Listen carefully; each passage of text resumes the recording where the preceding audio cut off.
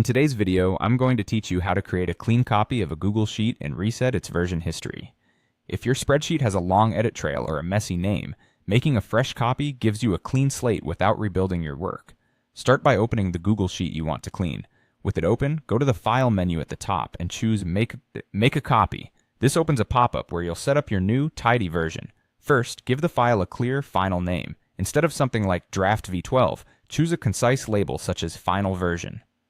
A clean name reduces confusion and helps everyone immediately recognize the current source of truth. Next, choose the folder where you want to save it in Google Drive.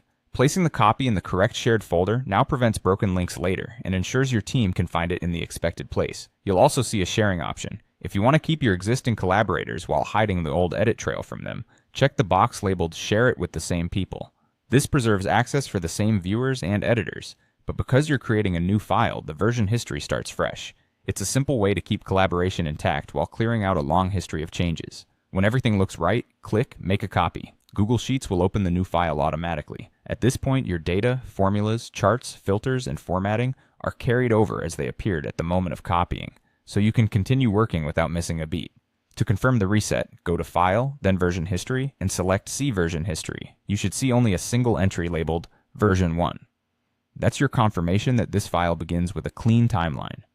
From here on, any edits you or your collaborators make will build a fresh, concise history.